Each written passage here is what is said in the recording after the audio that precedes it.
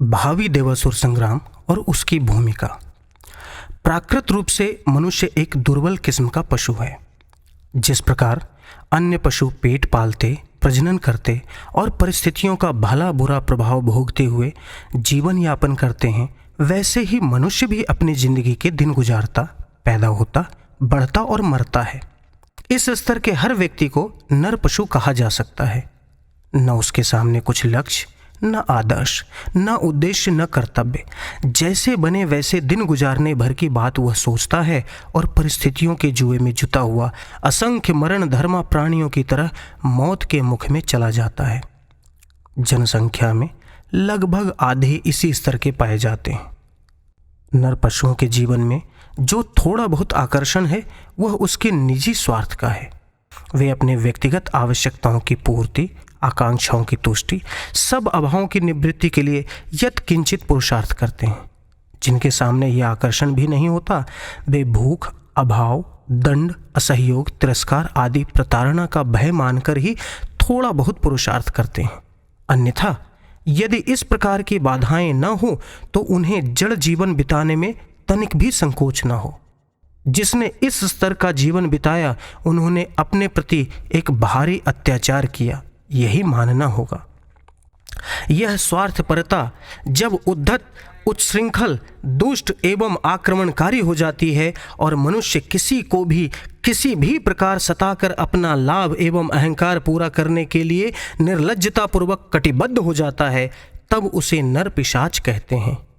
यों मोटे तौर से हत्यारे, डाकू, कसाई, आतताई, झगड़ालू, गुंडे, निर्दय, क्रूर कर्मा आदि लोगों के लिए नर पिशाच शब्द का प्रयोग किया जाता है। पर अब इसका परिष्कृत संस्करण तैयार हो गया है। उसमें ऐसी प्रत्यक्ष दुष्टता करने, कानून की पकड़ में आने और निंदा का पात्र बनने की जरूरत नहीं पड़ती। लोग बाहर से सज्जनता का लवादा ओढ़े रहते हैं और भीतर ही भीतर ऐसी छुरी चलाते हैं जिससे असंख्यों का सर्वनाश होता है।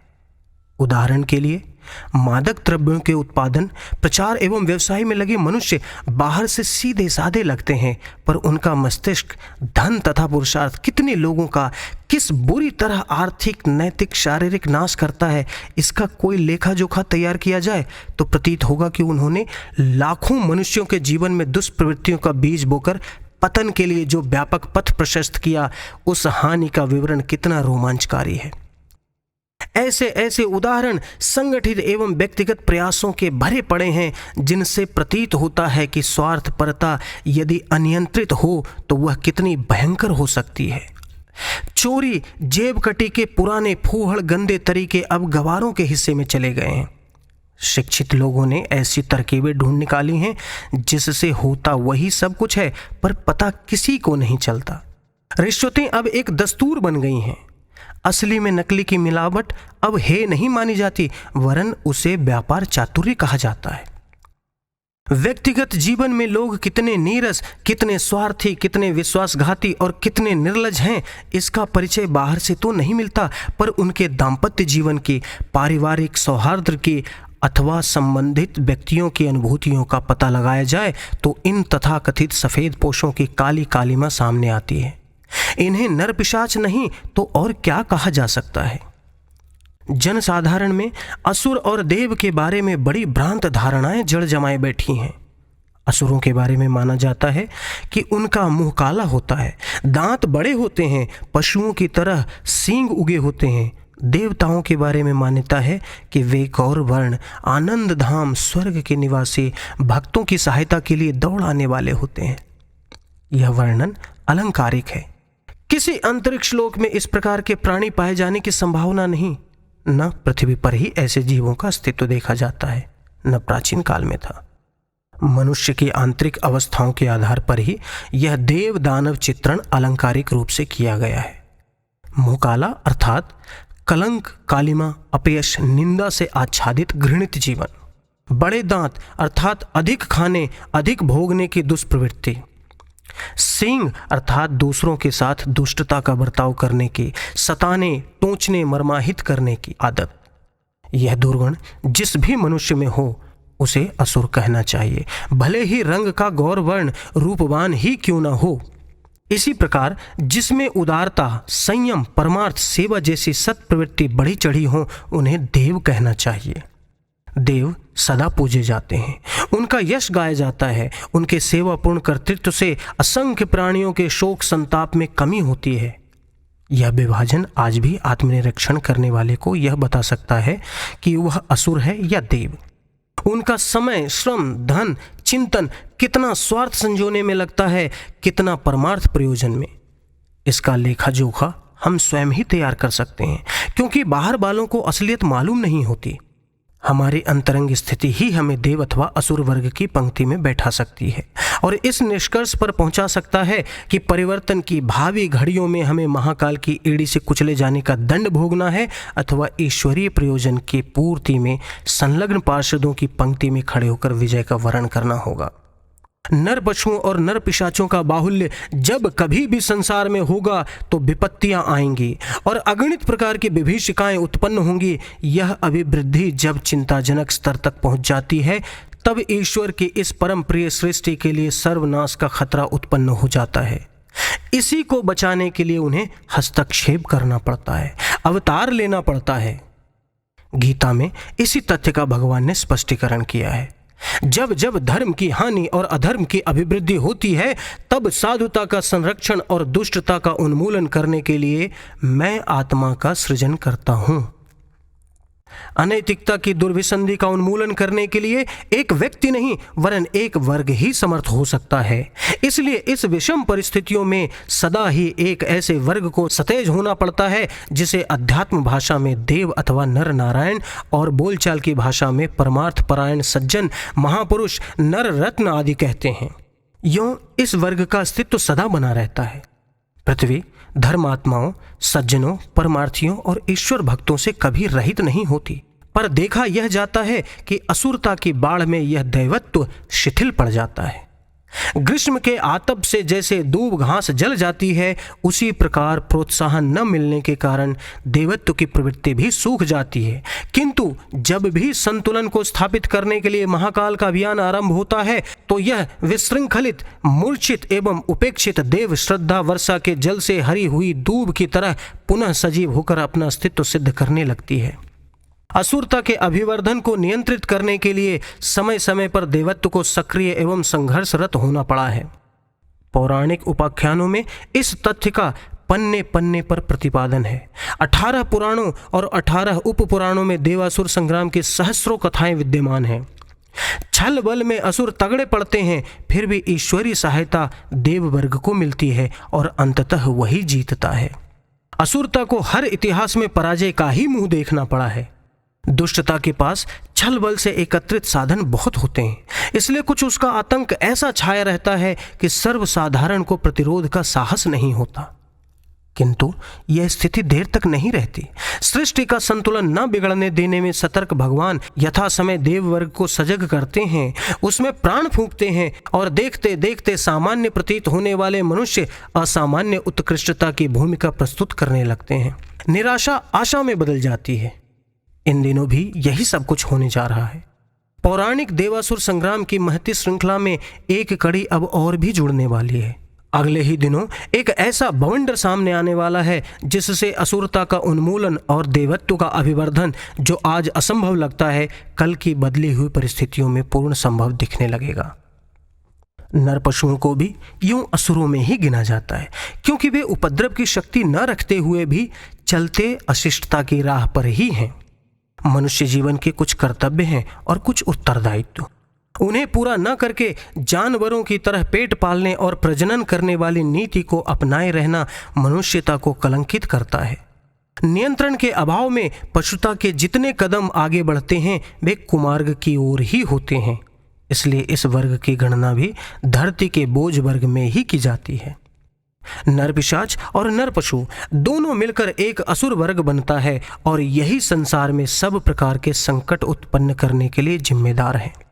जिस प्रकार नगर भर की गंदगी को स्वच्छ करने का पवित्र उत्तरदायित्व हरिजन वर्ग उठाता है, उसी प्रकार असुरता के द्वारा उत्पन्न की गई समस्त विकृतियों और विपत्तियों के निवारण करने का भार देव वर्ग पर रहता है। इस कार्य को वे सदा ही करते रहते हैं। ना करें तो पाप के पहाड़ जमा हो जाएं और 10-20 वर्ष में ही यह दुनिया रहने के लायक न रहे। पर इस सफाई की भारी आवश्यकता तब युद्ध स्तर पर करनी पड़ती है जब नगर में हैजा, प्लेग, चेचक, मलेरिया जैसे संक्रामक रोग फैलने का खतरा सामने प्रस्तुत होता है। उन दिनों तो 100 गुने उत्साह से यह सफाई का कार्य पूरा किया जाता है। सेना के प्रहरी यूं सदा ही सतर्क रहते हैं, पर जब कभी शत्रु के आक्रमण का खतरा सम्मुख होता है तब सीमा रक्षक सैनिकों को चौगुनी सतर्कता और जिम्मेदारी का परिचय देना पड़ता है। इन दिनों हैजा फैलने और शत्रु के आक्रमण से भी भयंकर खतरा मानव समाज के सम्मुख उपस्थित है। असुरता के उपदेश की प्रतिक्रिया संसार के कोने कोने में कोहराम उत्पन्न किए है। इस अवांछनीय स्थिति का निराकरण करने की जिम्मेदारी देव वर्ग की है, उन्हें ही उठानी होगी। अनादिकाल से यही होता चला आया है। असुरता के उपद्रवों का समाधान करने के लिए देवता सज धज के साथ मैदान में आते रहे हैं। इसी के फल से देवासुर संग्राम हुए हैं और अंततः ईश्वरीय संरक्षण में देवताओं की विजय के साथ परित्राणाय साधूनाम विनाशाय च दुष्कृताम का प्रयोजन पूर्ण हुआ है। यही अब फिर होने जा रहा है। असुरता तब बढ़ती है जब उसकी प्रतिरोधी दैवी प्रकृति शिथिल पड़ जाती है। रात्रि तब आती है जब सूर्य अस्त हो जाता है। जहां प्रकाश होगा वहां अंधकार कहां टिक सकेगा।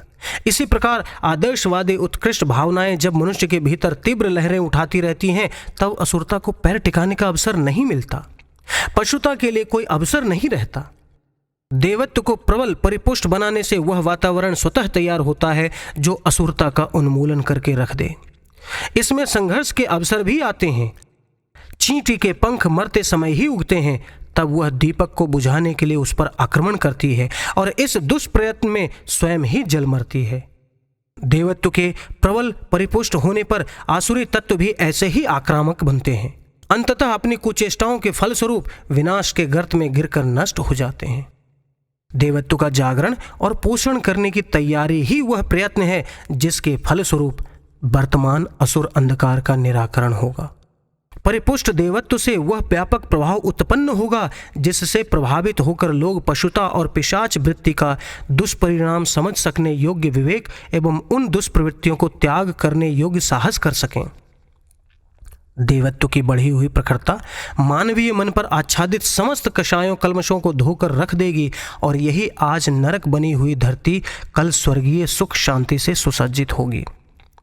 अगले दिनों देवासुर संग्राम होने वाला है। उसमें मनुष्य और मनुष्य आपस में नहीं लड़ेंगे, वरन आसुरी और दैवी प्रवृत्तियों में जमकर अपने अपने अस्तित्व के लिए संघर्ष होगा। असुरता अपने पैर जमाए रहने के लिए और देवत्व अपनी स्वर्ग संभावनाएं चरितार्थ करने के लिए भरसक चेष्टा करेंगे। इस विचार संघर्ष में देवत्व के विजयी होने पर वे परिस्थितियां उत्पन्न होंगी जिनमें हर व्यक्ति को उचित न्याय, स्वातंत्र्य, उल्लास, साधन और संतोष मिल सके। असुरता इन दिनों अपने पूर्ण विकास पर है। देवत्व सुषुप्त और विशृंखलित पड़ा है। आवश्यकता इस बात की है कि देवत्व जगह संगठित हो तो युग की आवश्यकता एवं ईश्वरीय आकांक्षा की पूर्ति के लिए कटिबद्ध हो। जिन आत्माओं में देवी प्रकाश का आवश्यक अंश विद्यमान है उनकी अंतरात्मा में युग की पुकार सुनने और अपने पुनीत कर्तव्य की दिशा में अग्रसर होने की अंतः पुकार उठ रही है, पर अभी वह इतनी धीमी है कि प्रोत्साहन की आवश्यकता अनुभव की जा रही है। युग निर्माण योजना के अंतर्गत यही प्रयोजन पूरा किया जा रहा है। आशा करनी चाहिए कि वह दिन हम लोग अपनी इन्हीं आंखों से इसी जीवन में देखेंगे, जबकि अगणित देव प्रवृत्ति के व्यक्ति अपने अपने स्वार्थों को तिलांजलि देकर विश्व के नव निर्माण में ऐतिहासिक महापुरुषों की तरह प्रवृत्त होंगे और इन दिनों जिस पशुता एवं पैशाचिक प्रवृत्ति ने लोकमानस पर अपनी काली चादर बिछा रखी है उसे तिरोहित करेंगे। अनाचार का अंत होगा और हर व्यक्ति अपने चारों ओर प्रेम, सौजन्य, सद्भाव, सहयोग, न्याय, उल्लास, सुविधा एवं सज्जनता से भरा सुख शांतिपूर्ण वातावरण अनुभव करेगा। उस शुभ दिन को लाने का उत्तरदायित्व देव वर्ग का है। उसी को जगना है, उसी को संगठित होना है, उसी को अविवेक के विरुद्ध संघर्ष में तत्पर होना है। वे जितने कम समय में अपना उत्तरदायित्व वहन करने को तत्पर हो सकें उतना ही शीघ्र नवयुग का स्वर्णिम प्रभाव उदय होते हुए हम देख सकेंगे और धन्य होंगे। पुस्तक महाकाल और युग प्रत्यावर्तन प्रक्रिया, लेखक युग ऋषि वेदमूर्ति तपोनिष्ठ, पंडित श्रीराम शर्मा आचार्य। हमारे YouTube चैनल को सब्सक्राइब करें और बेल आइकन को दबाएं ताकि आपको नोटिफिकेशंस मिलते रहें।